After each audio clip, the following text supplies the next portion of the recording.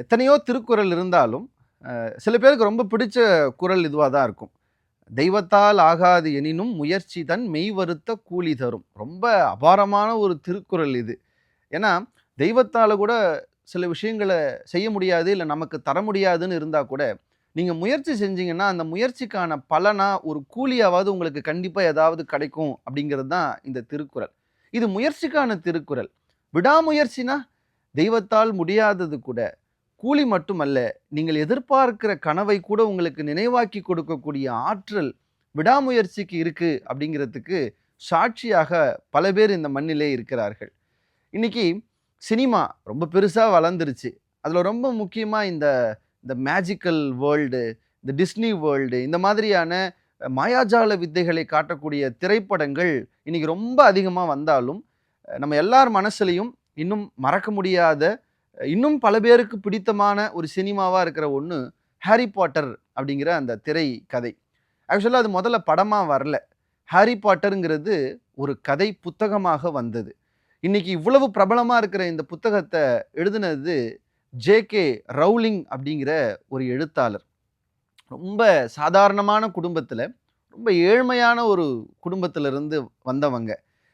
தட்டச்சு செய்கிறதுக்கு கூட அவங்க கிட்ட மிஷின் கிடையாதுன்னு கைப்பட அந்த முழு கதையை திரும்ப திரும்ப எழுதி காப்பி பண்ணி கையில் வச்சுக்கிட்டு ஒவ்வொரு பதிப்பகத்தினுடைய வாசலில் போய் என்னுடைய புக்கை வெளியிட முடியுமான்னு போய் கேட்டாங்க. உங்களுக்கு தெரியுமா, இவ்வளவு பிரபலமான இந்த ஹாரி பாட்டருங்கிற கதையை அவங்க ஆரம்பங்களில் 14 பதிப்பகங்களுக்கு கொண்டு போய் கொடுத்தாங்க. எல்லாரும் சொன்ன ஒரு வார்த்தை என்ன தெரியுமா?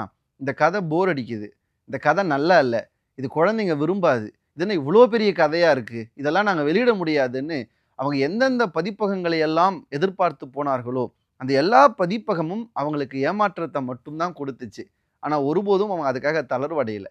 ஒரு பக்கம் ஏழ்மை, ஒரு பக்கம் தோல்வி, ஒரு பக்கம் கதவுகள் மூடப்படுது, ரொம்ப பெரிய டிப்ரெஷனுக்கு போகிறாங்க. இந்த டிப்ரெஷனுங்கிற வார்த்தை இன்னைக்கு ரொம்ப சாதாரணமாயிடுச்சு. ஒரு செகண்ட் ஸ்டாண்டர்ட் படிக்கிற குழந்தை கூட எனக்கு டிப்ரெஷனாக இருக்குது, ஹோம்ஒர்க் நிறைய கொடுத்துட்டாங்கங்குது.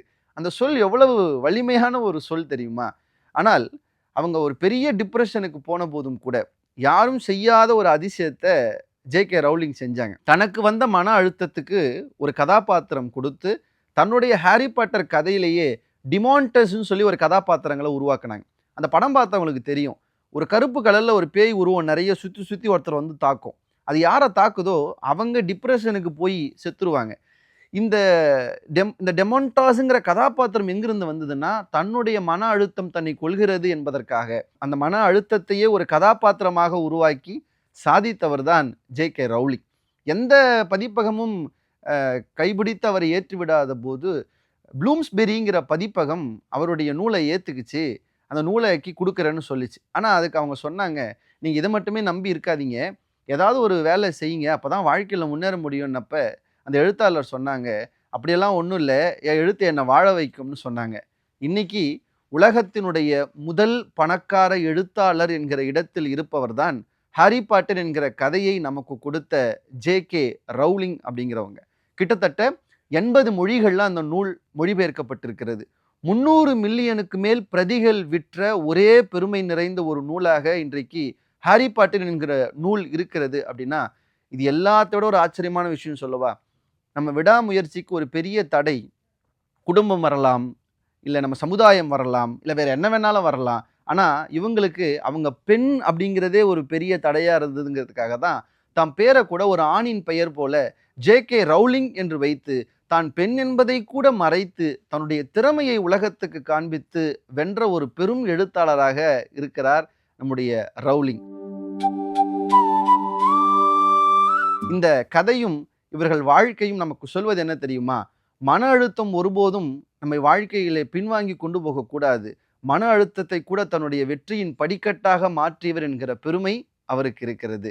விடாமுயற்சியோடு இருந்தால் நாம் தொடக்கூடிய எல்லா இடங்களையும் நிச்சயமாக தொடுவோம். நன்றி, வணக்கம்.